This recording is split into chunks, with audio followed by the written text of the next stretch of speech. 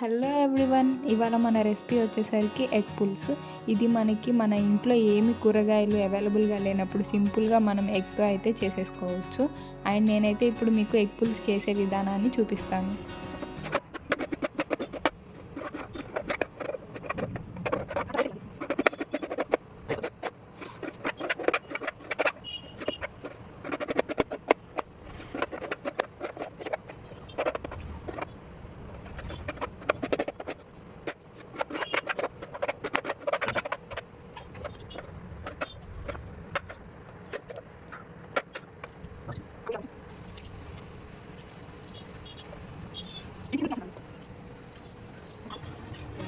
మనం ఇక్కడైతే టమాటాలని ఫైన్ పేస్ట్గా అయితే చేసేసుకోవాలి. ఎందుకు అంటే మనకి గ్రేవీ కన్సిస్టెన్సీ అనేది కర్రీలో ఎక్కువ ఉంటే బాగుంటుంది కాబట్టి మనం టమాటాస్ని అయితే ఫైన్ పేస్ట్గా చేసుకుంటాము. అండ్ ఎగ్స్ని మనము బాయిల్ చేసిన తర్వాత ఆ ఎగ్స్కి మంచిగా పొట్టు అయితే రిమూవ్ చేసేసేయాలి. రిమూవ్ చేసేసిన తర్వాత ఆ ఎగ్స్ అన్ని సపరేట్గా ఒక బౌల్లో అయితే తీసుకోవాలండి.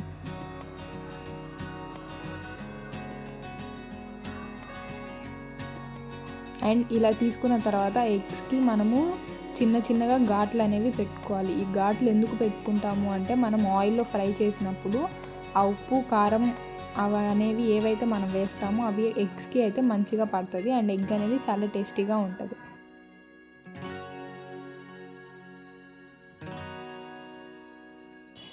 అండ్ ఇప్పుడు మనం ఒక కళాయి తీసుకొని స్టవ్ మీద పెట్టుకొని అందులో 2 to 3 స్పూన్స్ ఆయిల్ వేసుకోవాలి.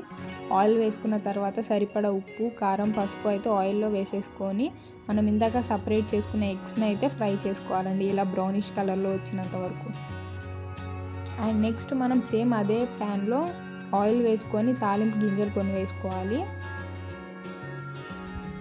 ఇవి మంచిగా ఫ్రై అయిన తర్వాత అందులో ఆనియన్స్ వేసుకోవాలి. అండ్ మనకి ఈ ఆనియన్స్ అనేవి బ్రౌనిష్ కలర్లో వచ్చిందాక మంచిగా ఫ్రై అయితే చేసుకోవాలి.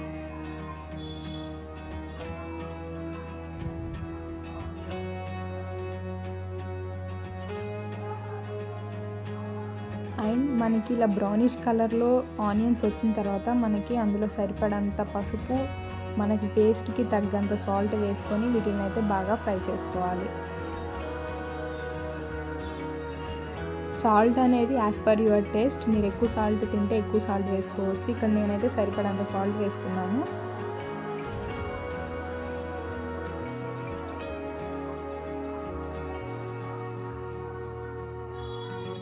ఇలా మనకి బాగా ఫ్రై అయ్యి ఆయిల్ అనేది పైన తేలుతూ ఉండాలి. అప్పుడే మనకి ఆనియన్స్ అనేవి బాగా ఫ్రై అయినాయి అని అర్థం.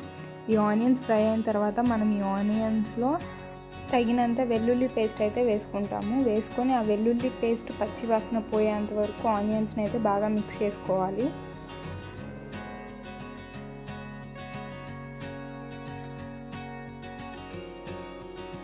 అండ్ మనం ఆనియన్స్ బాగా ఫ్రై అయిన తర్వాత కొంచెం కరివేపాకు అనేది వేసుకుంటే మనకి దాని స్మెల్ అయితే మంచిగా వస్తుంది అనమాట. అండ్ తర్వాత మనం ఫస్ట్ టమాటా పేస్ట్ అయితే పట్టి పక్కన పెట్టుకున్నాం కదా, ఆ పేస్ట్ని అయితే వేసుకొని మంచిగా మిక్స్ చేసుకోవాలి.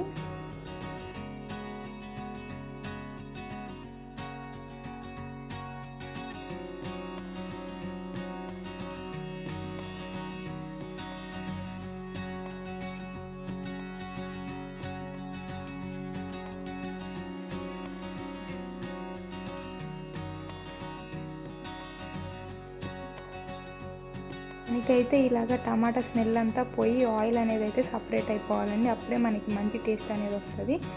అలాగే ఇప్పుడు మనం టేస్ట్కి తగినంత కారం అనేది అయితే వేసుకోవాలండి. ఇక్కడ నేను 2 టేబుల్ స్పూన్స్ ఆఫ్ కారం అనేది అయితే వేసుకున్నాను, ఎందుకంటే స్పైసీనెస్ కోసం. అలాగే ధనియాల పౌడర్ కూడా 1 టేబుల్ స్పూన్ అయితే వేసుకున్నానండి. ఇవన్నీ వేసుకొని ఆనియన్స్కి బాగా పట్టేదాకా మనం మిక్స్ చేసుకోవాలి. ఈ కర్రీని అయితే మనం చపాతీలో కానీ వైట్ రైస్లో కానీ మిక్స్ చేసుకొని తింటే మాత్రం బాగుంటుందండి. ఒకసారి మీరు కూడా మీ ఇంట్లో ఏమీ వెజిటేబుల్స్ లేనప్పుడు ఇలా సింపుల్గా ఎగ్తో అయితే ఒకసారి ట్రై చేసి చూడండి.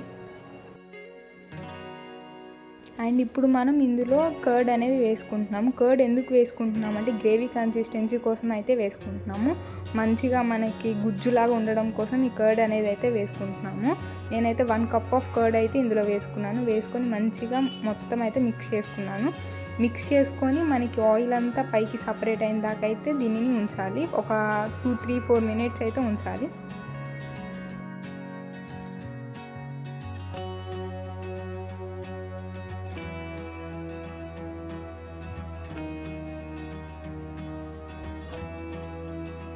నాకైతే ఈ రెడ్డిష్ కలర్ చూసి ఇలా చూస్తుంటేనే నోరు ఊరిపోతుందండి. మీకు ఎలా అనిపిస్తుందో మరి. అండ్ నెక్స్ట్ మనం ఇందాక సపరేట్గా పెట్టుకున్న చింతపండు రసంని అయితే చింతపండుని తీసేసి సపరేట్గా ఆ వాటర్ని అయితే పక్కన పెట్టుకోవాలి. పక్కన పెట్టుకొని ఆ వాటర్ మనం ఆ కర్రీలో అయితే మిక్స్ చేసుకోవాలండి. మీకు పులుపు ఎక్కువ కావాలంటే మీకు తగినంత వాటర్ అయితే పోసుకోవచ్చు. నేనైతే జస్ట్ ఒక హాఫ్ కప్ ఆఫ్ వాటర్ మాత్రమే పోసుకున్నాను. తర్వాత మిర్చి అనేది అయితే నేను పైన వేయడం జరిగింది. సో మనం ఒక 5 to 10 minutes ఇలా ఉంచి అది మొత్తం ఆయిల్ అనేది పైకి వచ్చిందాకా ఉంచి ఇందులో ఎగ్స్ అయితే వేయాలండి. ఎగ్స్ వేసి ఒక 5 to 10 minutes ఉంచేసి సిమ్లో పెట్టాలి. మనం సిమ్లో పెడితే మనకి ఆ టేస్ట్ అనేది బాగా వస్తుంది. అండ్ ఒక 5 to 10 minutes అలా ఉంచి మనం స్టవ్ ఆఫ్ చేసి సర్వ్ చేసుకొని తింటే అసలు కర్రీ అనేది అదిరిపోయిద్దండి. మీరు ఒకసారి ట్రై చేయండి. ట్రై చేసి ఎలా వచ్చిందో కామెంట్ బాక్స్లో అయితే తప్పకుండా కామెంట్ చేసేసేయండి.